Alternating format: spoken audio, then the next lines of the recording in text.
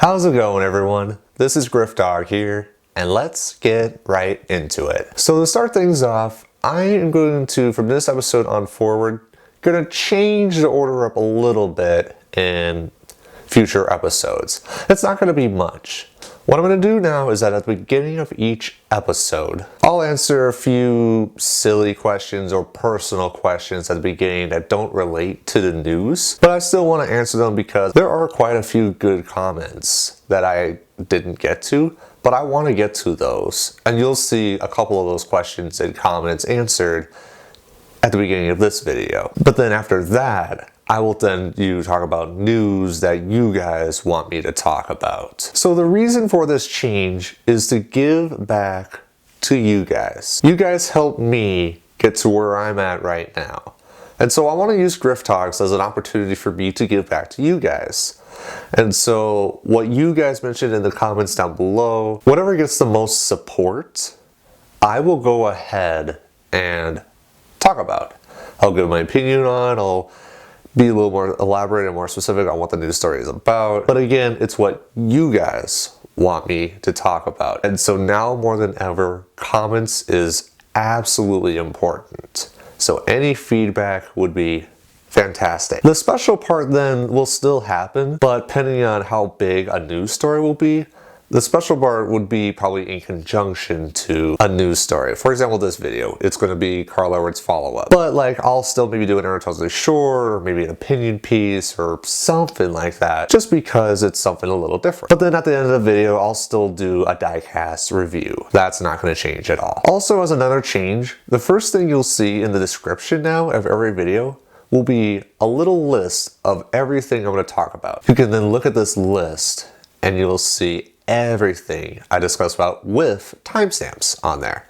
So you can then jump forward to a specific topic if you don't want to listen to the other BS that's happened here at the beginning. The reason for that as well is then there'll be less clutter in the title screen, because I don't think much people like having so many words in the title bar. So I'll just have one thing in the title bar, and then you can see the rest in the descriptions down below. Finally, one thing I will do too is I will do the fact of the day on the NASCAR calendar. I will show that at the beginning of each episode. This one is the Friday one because, again, I record on Friday, but on the screen, I'll show it right now. This is the fact of the day for when I actually release the episode. Kind of makes sense. So there you have it. Long story short, comments mean more. So speaking of comments, I'll answer 3 of them right now. Comment number 1. Ethan Kane Salinas commented, "Who's your favorite active/retired driver?" Well, you did ask both, so I will give you both. Right now, at this very moment, my favorite active driver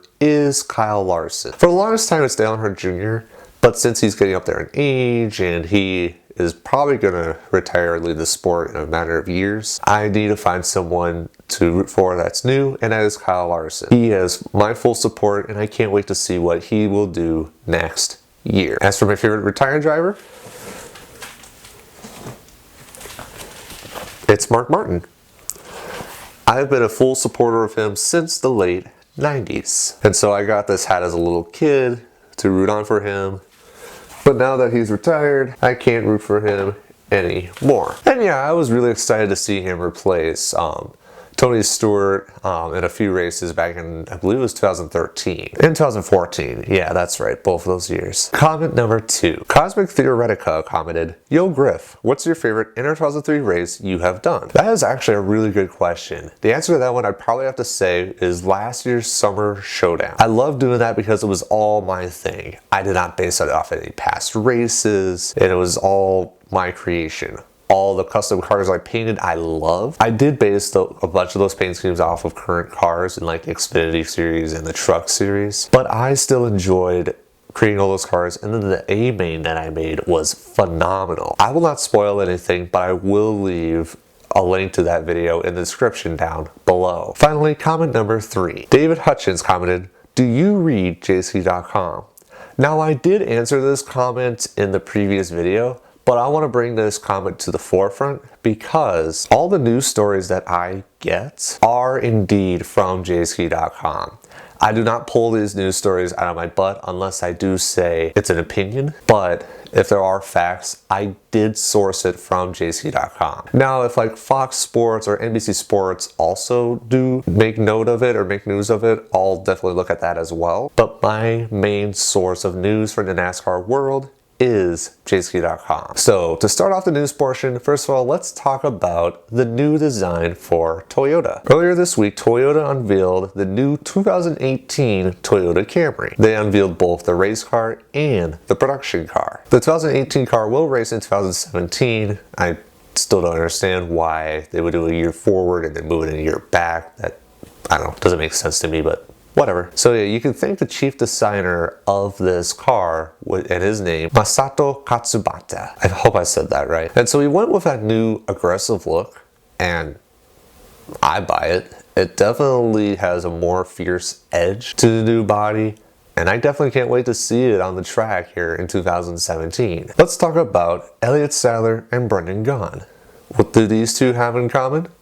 They are both going to attempt the Daytona 500 this year. It was announced that Elliott Sadler will drive for Tommy Baldwin Racing in the 7 Golden Corral Chevy for the Daytona 500. It wasn't announced if he would do more races, but it is for sure the Daytona 500. The thing to keep in mind though is that this car is an open car, meaning he'll have to qualify in to the Daytona 500. Considering all the drivers that have left though, and all the teams and whatnot have shrunk, they have a pretty good shot of making the field. So best of luck to Tommy Baldwin Racing and Elliott Sadler. Brendan Gaughan is also expected to attempt the Daytona 500 too. He's going to drive for Mike Beard. As of right now, no number or sponsor were announced at the time, but they did buy a car from Levi Family Racing, and Brendan Gaughan's Xfinity pit crew is also going to pit crew the Daytona 500 car as well. Also, it is not announced yet if this car will do multiple races, but it will for sure be in the Daytona 500. So I am very optimistic to see how Brendan Gaughan will do,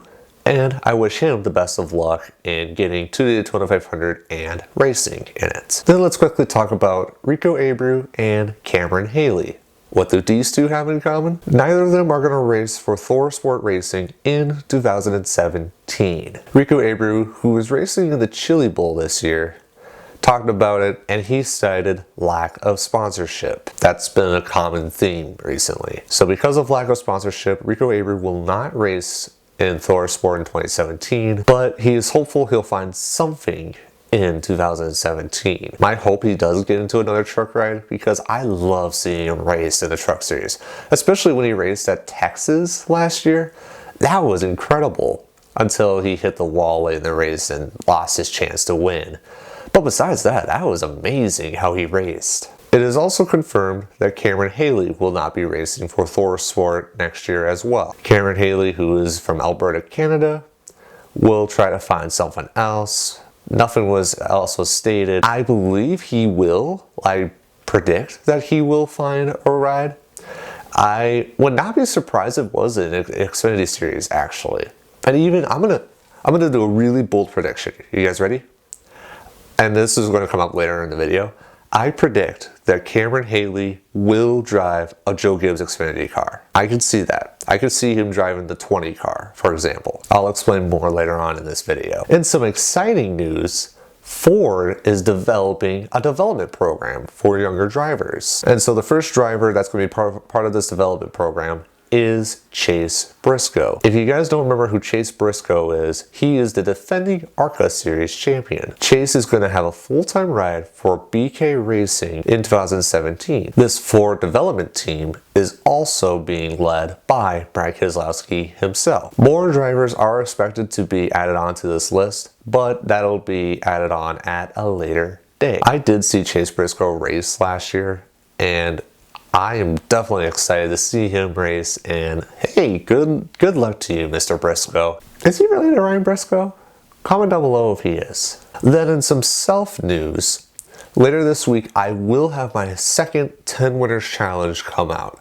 I don't have a specific day yet, but just look out sometime this week and the second 10 Winners Challenge will come out. Now this one is going to be a little more realistic.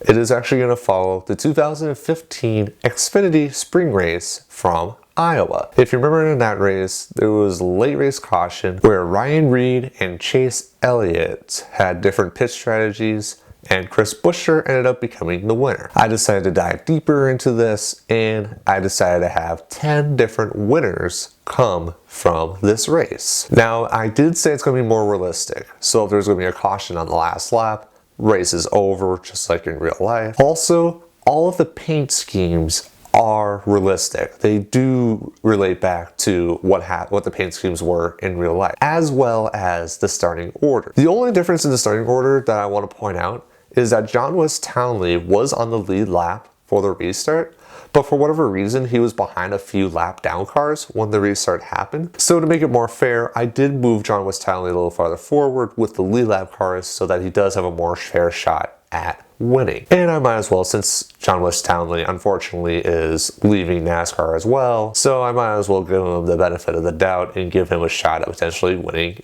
an Xfinity race. So again, be on the lookout for that. Also, here's some initial footage from the stop motion race that I'm creating. This stock footage is actually not related at all. I was just doing it more as a test run just to get into it. Now, as you see, kind of as my background border is just a bunch of white paper, there is a reason why for the white paper, and that's a term called albedo. If you guys don't know what albedo is, it's when light reflects on anything that's white, light will then bounce right back off. Versus if you had like someone that was dark or black, the light is then absorbed and it doesn't reflect back out. So the reason for this is I will have lights around the racetrack, and the light will then bounce off the white paper and it'll make the track itself brighter. So my hope again is to have this race out by January 28th, but if it fails for whatever reason, it will for sure, and I guarantee it, it will come out before the Daytona 500. Might as well, it's 2016 cars, so it'll be kind of weird having 2016 and 2017. All right, so now the final news piece, and this is gonna be my special part. It's gonna follow up on Carl Everett's departure from NASCAR. So after taking some time and thinking about it and seeing all the reactions, it's time to finally just like follow up with this and then move on. So the official announcement and press conference was on Wednesday. Carl talked about the love of the sport and he thanked a bunch of people. And then of course there's that infamous moment where he got emotional and he said, I just want to be a good person. So in this press conference, he did mention 3 reasons why he decided to leave. Number 1, he is satisfied with his career. With over 20 wins in the sport and finishing well in the point standings several years in a row, I say it's satisfying. Sure, there's no championships, and Carl did mention that. I'd say it's satisfying. It works. 2, he wants to spend more time with family. If you guys didn't know, Carl is a family man.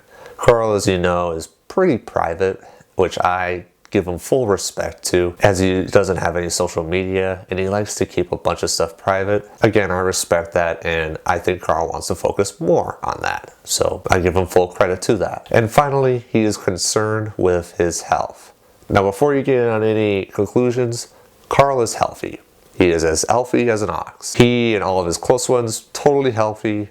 And so the reason why Carl is leaving is because he wants to keep that. I'm pretty sure what happened at Homestead might have scared him, and I'm pretty sure what happened with Junior and his concussion protocol might have scared Carl a little bit. Now, one thing that's very interesting about this conference, and it was a mistake I made on the Raw Thoughts, Carl never used the R word, not raisins. Retired.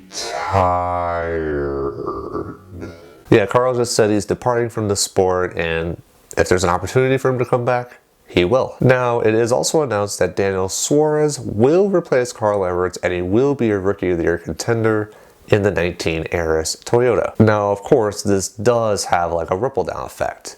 Because of this move into the Monster Cup Series, Suarez will not have as much seat time now in his Xfinity ride. Now, Suarez will still do most of the conjoined races with the Cup Series, but for other races like the standalone events, they'll have to have someone else in that car. And see, because of that, that is why I think Cameron Hayley should drive one of the Gibbs cars. Because just think about it for a second. Right now, Joe Gibbs has 3 cars in the Xfinity Series, right? The 18, the 19, and the 20. As of right now, all 3 of them will not have a full-time driver because Erik Jones is moving on to the Cup Series, Daniel Suarez is now moving on to the Cup Series, and then the 18 car, as you know, had last year Kyle Busch, Denny Hamlin, Owen Kelly, and a few other drivers. Now, someone did mention to me that, like I said in my previous episode of Grifftalks, that people leaving NASCAR is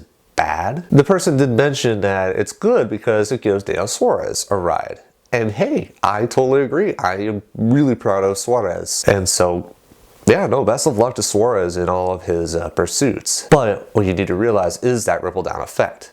Because now other drivers are then needed to step up to then replace like Suarez. And that's exactly why I think Cameron Hayley should go there. And plus Cameron Hayley does have sponsorship too. So I see no reason why not. So just to kind of put a final wrap on Carl Edwards, I do have 2 opinions that I want to express out. First of all, Carl Edwards was a definite great asset to NASCAR as a whole. Now, sure, the only 2 downfalls I could see of Edwards was his very gritty rivalry with Brad Keselowski, especially in 2010. So you remember too, Carl Edwards did have all those seasons in the Nationwide Series full-time when he was in the Cup Series full-time. I mean, sure, those things suck, but 2016 really saw Carl Edwards in a very good, positive light. And there were 3 examples of that. Number 1, in a Daytona 500, Carl Edwards had front end damage, like you saw tape on his hood, and yet he somehow finished in the top 5 of the Daytona 500. That's very impressive, especially at a super speedway track when aerodynamics mean so much. Number 2 was Phoenix.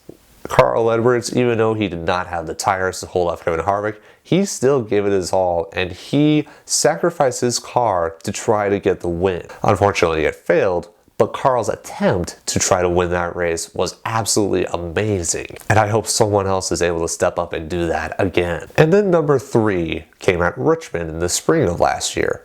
Carl took his front bumper, took it to the back of his teammate, Kyle Busch, and Carl went into turn number 4 and won the race at Richmond. Very, very gutsy move by Carl Edwards. And those 3 moments, those are in the top 10 moments of 2016 as a whole.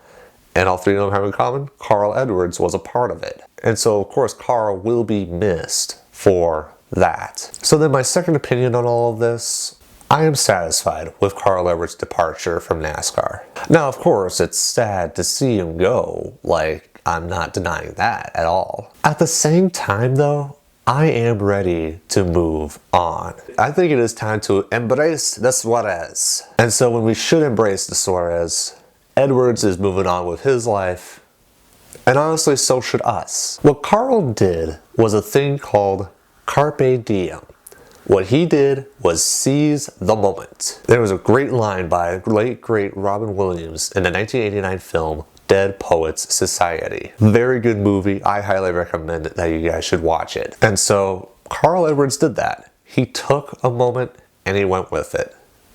And honestly, so should we. I mean, honestly, without Carpe Diem, your favorite YouTubers wouldn't exist, NASCAR wouldn't exist, I wouldn't exist. To let you guys know, I am taking a big risk this year with my channel. I am putting a lot of effort and a lot of dedication into this channel. Now sure, I don't have a ton of subscribers, but I love creating things. After my channel hit 1,000 subscribers in June, that is where Carpe Diem hit me. And I took advantage of the moment. I continued working on the Dale Earnhardt What If, and right now I'm almost at 2,000 subscribers. And of course, I thank you guys so much for that. But the thing about it, if I just stopped, if I stopped working on my YouTube channel and I decided to go somewhere else in my career, I wouldn't be here. And I wouldn't be here to give you guys that valuable entertainment time and the valuable information to keep pushing on in the NASCAR world. So the message I am telling you guys is, tomorrow is a new day. The sun will rise again. If you guys don't like something, instead of just sitting around going on your Facebook or YouTube or Twitter and complaining about it, do something about it. That is what I'm attempting to do. Now, sure, I'm just saying stuff, but like my other videos that I'm doing, the 10 Winners Challenge, the what if videos, I'm doing that to show that I have power and opportunity and potential to make NASCAR a better place. Because I could talk out of my ass the entire time and I could say a bunch of stuff, but once I actually apply it and do something about it, that is where that shows. And I've said it before, like, I suck at talking, and I'm using this show to continue working on my talking. But I love doing stuff. I love creating stuff. And I want to keep doing that. I want to keep creating stuff. And so when I get to the Adam Petty what if, like, I already have a huge structure on how it's going to go down. I will talk about that in a later video, but this Adam Petty video will have as much, if not more, dedication than the Dale Earnhardt what if. I saw the flaws that happened in the Dale Earnhardt video. I did get negative feedback on the what if, and people have told me that it kind of just died at the end. And yeah, it's because I just lost that motive to keep going with it, because my focus was more on when Dale Earnhardt was actually racing. So the difference with the Adam Petty one is I'm going to take my time. I want to make sure all the winners, all the paint schemes, all the differences, I figure that all out beforehand, and then I'll make the videos of it so that it all makes sense to the very end. So the point is, you guys are amazing. You guys are amazing for supporting your fellow YouTubers and for creating your own stuff. I've seen several different YouTubers create new things because they were inspired by other people. And I have seen other people create content because they were influenced by what I've done. And so thank you guys so much for doing your thing. And I'm so absolutely mesmerized by the fact that you guys are able to do that because I inspire you to do that. So to those who have not done it yet, if there is an opportunity lying right dead in front of your face, take it. Take it, seize the moment, carpe diem the crap out of it. Because honestly, if you don't, you'll never know where it goes. And then finally, change is not gonna come in one day. It's not like you're gonna do it once and then bam, you're gonna get 1,000 subscribers, or bam, you're gonna get $100,000 or something like that. It will take time. I've been doing this YouTube thing for a long time now. It's not like people have seen me and it's like, oh wow, he all of a sudden has 2,000 subscribers.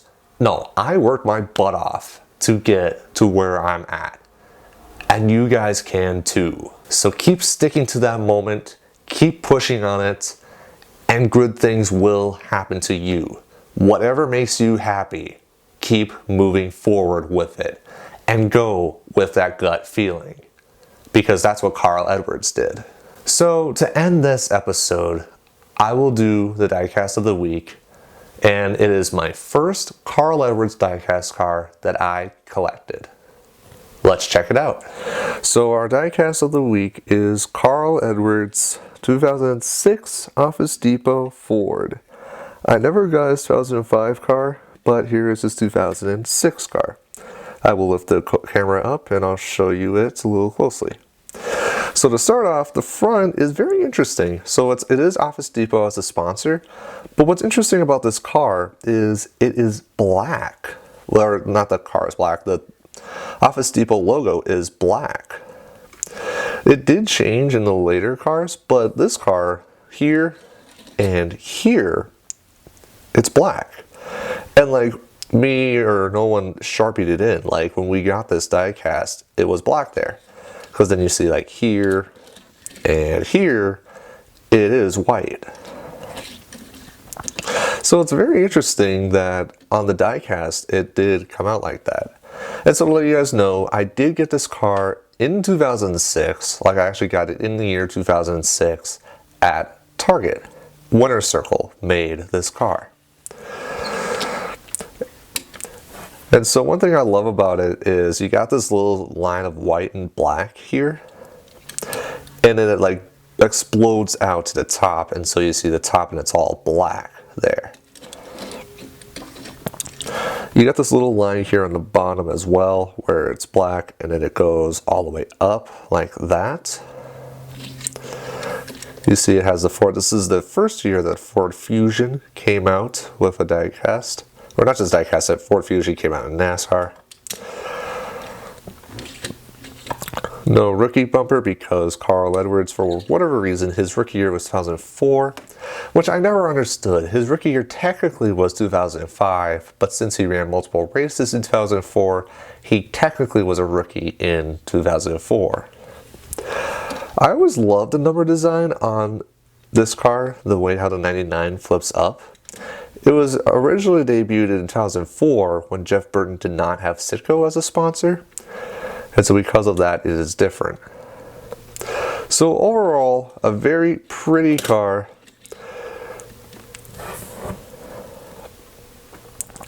Not really a personal favorite of mine, but I mean, it still works. Like, it's still a good looking car.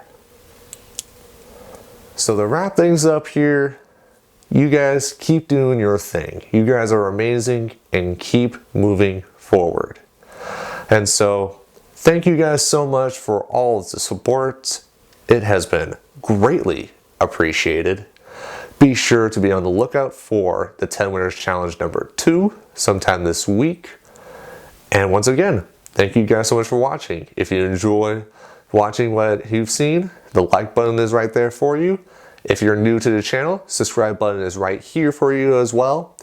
And so one more time, thank you guys so much for watching. I am very happy that I'm doing this show, and I hope to continue this on forward. So once again, thank you guys so much for watching. And as always, I will see you next time.